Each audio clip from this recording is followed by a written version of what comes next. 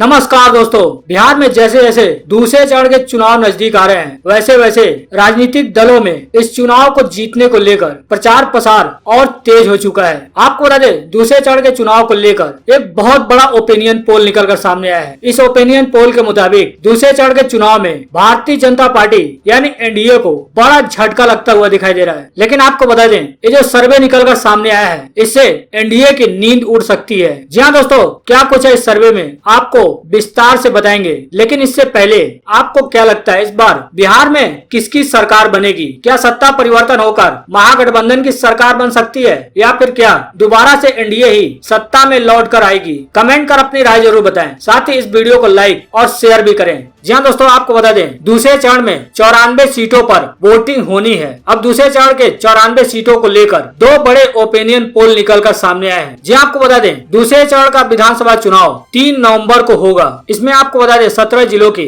94 सीटों पर वोटिंग होगी। अब दूसरे चरण के चुनावी प्रचार प्रसार का शोरगुल थम चुका है। जी आपको बता दें, दूसरे चरण में 1463 उम्मीदवार चुनावी मैदान में है। इसमें 1316 पुरुष है, 146 महिला उम्मीदवार हैं और इसी 146 में थर्ड जेंडर की प्रत्याशी भी शामिल हैं। इस चरण में 623 निबंधित गैर मान्यता प्राप्त दलों से तो 513 निर्दलीय प्रत्याशी चुनाव में अपना भाग्य आजमा रहे हैं। जी आपको बता दें, दूसरे चरण के चुनाव में जेडीयू के 43 उम्मीदवार, भाजपा के 46, कांग्रेस के 24, आरजेडी के 56, लोजपा के 52, आरएसपी के 36, सीपीआईएम के 4, सीपीएम के 4, बसपा के 33, राष्ट्रीय क्रांति पार्टी के 29 उम्मीदवार मैदान में उतरे हैं। जी आपको बता दें, इन 94 सीटों में से पिछले चुनाव में आरजेडी 31 सीटों पर विजयी हुई थी और जेडीयू को 30 सीटें मिली थी। भारतीय जनता पार्टी के खाते में 22 सीटें गई थी, कांग्रेस के खाते में 7 सीटें गई थी और बची हुई सीटें अन्य के खाते में गई थी। जी आपको बता दें, दूसरे चरण के 94 सीटों को लेकर जो ओपिनियन पोल निकलकर सामने आया है उसके मुताबिक बिहार में बड़ा उलटफेर होने की संभावना है। जी आपको बता दें, जहाँ एक तरफ पहले चरण के 71 सीटों पर हुए चुनाव को लेकर महागठबंधन ने दावा किया था कि पहले चरण के 71 सीटों में से महागठबंधन के खाते में 55 से भी ज्यादा सीटें जा रही हैं। वहीं दूसरी तरफ महागठबंधन का कहना था कि एनडीए दहाई के आंकड़े को भी पार नहीं कर पाएगी। अब 3 नवंबर को 94 सीटों पर मतदान होने जा रहा है। इसी 94 सीटों को लेकर बड़ा समीकरण निकलकर सामने आया है। जी आपको बता दें, यह सर्वे ऑनलाइन कराया गया है, यानी सोशल मीडिया प्लेटफॉर्म के जरिए लोगों से उनकी राय जानी गई है। हालांकि आपको बता दें, यह सर्वे हमारे द्वारा नहीं करवाया गया है, लेकिन ऑनलाइन सर्वे में जो आंकड़े निकलकर सामने आए हैं वो काफी चौंकाने वाले हैं। आपको बता दें, 94 सीटों को लेकर 2 ओपिनियन पोल निकलकर सामने आए हैं। पहले ओपिनियन पोल की बात करें तो इसमें पूछा गया था कि दूसरे चरण के 94 सीटों में से कितनी सीटें महागठबंधन के खाते में जा सकती है। आपको बता दें, इसमें 12,000 लोगों ने अपनी वोटिंग की है। इसमें 4 ऑप्शन दिए गए थे, 70 प्लस, 50 प्लस, 40 प्लस, 30 माइनस, जिसमें 84% लोगों ने माना है कि महागठबंधन के खाते में 70 प्लस सीटें जा सकती हैं। वहीं दूसरी तरफ आपको बता दें, दूसरा ओपिनियन पोल जो निकलकर सामने आया है इसमें भी एनडीए को बड़ा झटका लगता हुआ दिखाई दे रहा है। जी आपको बता दें, यह सर्वे भी ऑनलाइन कराया गया है। इस सर्वे के मुताबिक भी बड़ा उलटफेर होने की संभावनाएं दिखाई दे रही है। जी आपको बता दें, ऑनलाइन कराए गए सर्वे में पूछा गया था कि बिहार में दूसरे चरण के 94 सीटों में से किस पार्टी को कितनी सीटें मिल सकती हैं। आपको बता दें, ऑनलाइन कराए गए इस सर्वे में 11,000 लोगों ने अपनी वोटिंग की है। आपको बता दें, इसमें 5 ऑप्शन रखे गए थे। पहले में एनडीए 70 प्लस, महागठबंधन 22 माइनस, अन्य 2 सीट जिसमें 9% लोगों ने अपनी वोटिंग की है। दूसरे में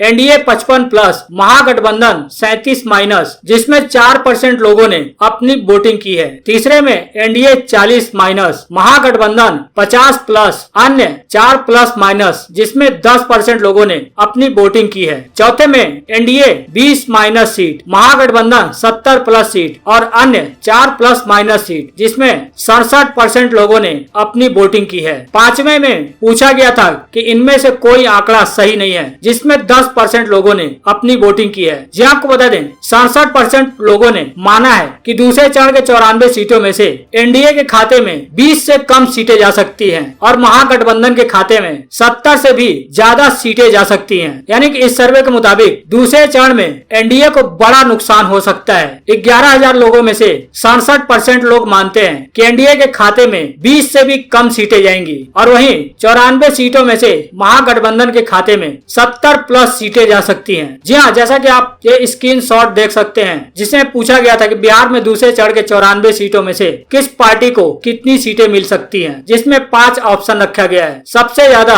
एनडीए 20 माइनस महागठबंधन 70 प्लस को 67% लोगों ने वोटिंग की है। हालांकि आपको बता दें यह सोशल मीडिया प्लेटफॉर्म पर कराया गया एक जनरल सर्वे है जिसमें कई राज्यों के लोग भी इसमें शामिल हो सकते हैं। हालांकि इसमें बिहार के कितने लोग शामिल हैं यह बता पाना काफी मुश्किल है, लेकिन कहीं न कहीं देखा जाए तो इस आंकड़ों के मुताबिक 94 सीटों में से भारतीय जनता पार्टी यानी एनडीए को बड़ा नुकसान हो सकता है। हालांकि दोनों पार्टियां यानी एनडीए और महागठबंधन दोनों ही दावा कर रही हैं कि दूसरे चरण के चुनाव में भी वो ज्यादा से ज्यादा सीटें जीतेंगी। लेकिन दोस्तों आपको क्या लगता है दूसरे चरण के चुनाव में किस पार्टी को कितनी सीटें मिल सकती हैं? कमेंट कर अपनी राय जरूर बताएं। वहीं दूसरी तरफ आपको बता दें मध्य प्रदेश में 28 सीटों पर 3 तारीख को उपचुनाव होना है। इसके पहले कांग्रेस के दिग्गज नेता पायलट ने बड़ा खुलासा किया है। खुलासा करते हुए कहा कि मध्य प्रदेश में कांग्रेस को सत्ता से हटाने के लिए चौहान ने चाल चली थी। जी आपको बता दें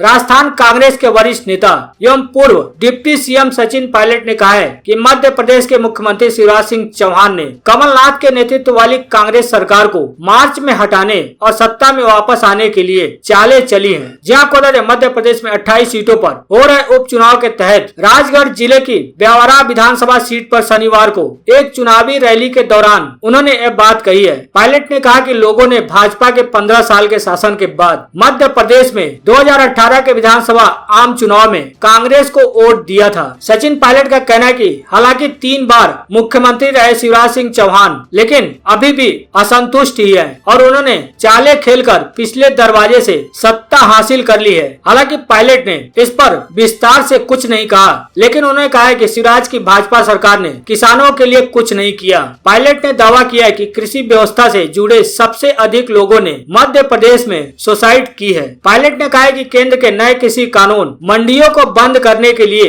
मजबूर कर देंगे, जिसके परिणाम स्वरूप एमएसपी की व्यवस्था समाप्त हो जाएगी और इस क्षेत्र में कारपोरेट और उद्योगपतियों को नेतृत्व करने के लिए लाया जाएगा। हालांकि आपको बता दें जो नया कृषि कानून आया है उसमें सरकार साफ कर चुकी है कि ना तो मंडी समाप्त होंगे और ना ही एमएसपी की व्यवस्था यानी न्यूनतम समर्थन मूल्य की व्यवस्था समाप्त होगी और साथ ही यह भी दावा किया है कि इससे किसानों की आमदनी और भी बढ़ जाएगी। वहीं दूसरी तरफ आपको बता दें चुनाव आयोग के खिलाफ मध्य प्रदेश के पूर्व मुख्यमंत्री कमलनाथ सुप्रीम कोर्ट पहुंच गए हैं। जी आपको बता दें मध्य प्रदेश के पूर्व सीएम एवं कांग्रेस नेता कमलनाथ सुप्रीम कोर्ट पहुंच चुके हैं। उन्होंने सुप्रीम कोर्ट में चुनाव आयोग के एक आदेश को चुनौती दी है। कमलनाथ ने याचिका देते हुए कहा है कि चुनाव आयोग ने उनके वैधानिक अधिकारों का उल्लंघन किया है। उन्होंने चुनाव आयोग के फैसले पर रोक लगाने की भी मांग की है। कमलनाथ ने अपनी याचिका में कहा है कि किसी भी व्यक्ति को स्टार प्रचारक के रूप में नामित करना पार्टी का अधिकार है और चुनाव आयोग पार्टी के फैसले में हस्तक्षेप नहीं कर सकता।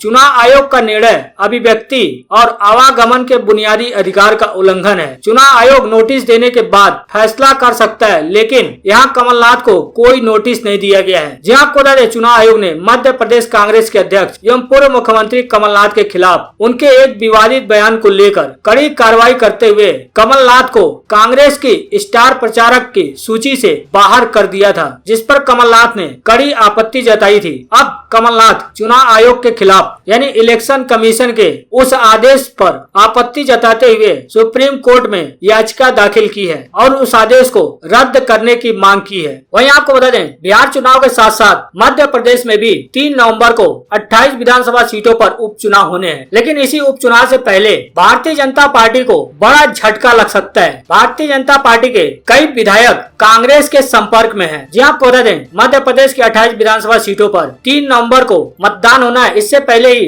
पार्टियों में दल बदल का सिलसिला तेज हो चुका है, जहां एक तरफ भारतीय जनता पार्टी द्वारा लगातार कहा जा रहा है कि कई कांग्रेसी विधायक अब भी उनके संपर्क में हैं। इसी बीच अब कांग्रेस नेता एवं पूर्व मंत्री सचिन यादव ने भी बड़ा दावा करते हुए बड़ा खुलासा किया है। जहां आपको बता दें कांग्रेस नेता सचिन यादव ने दावा किया है कि कई भारतीय जनता पार्टी के विधायक कांग्रेस के संपर्क में हैं। अब उनके इस दावे से सियासत में हलचल मच गई है। जी आपको बता दें, सचिन यादव ने कांग्रेस प्रत्याशी आशा दोहरे के समर्थन में अशोकनगर में वोट मांगने पहुंचे थे, जहां पर उन्होंने यह दावा किया है कि कई भारतीय जनता पार्टी के विधायक कांग्रेस के संपर्क में हैं। जी आपको बता दें, कांग्रेस प्रत्याशी आशा दोहरे के समर्थन में जनसभा के बाद पत्रकारों से बातचीत करते हुए सचिन यादव ने कहा कि राजनीतिक दल बदल की राजनीति कर रहे हैं, लेकिन भारतीय जनता पार्टी के कई विधायक हमारे संपर्क में हैं। उनका कहना है कि इस चुनाव के यानी उपचुनाव के बाद जल्द ही वो हमारे साथ ही होंगे। अब सचिन यादव के इस बयान के बाद सियासी गलियारों में हड़कंप सा मच गया है। जी आपको बता दें, 3 नवंबर को होने वाले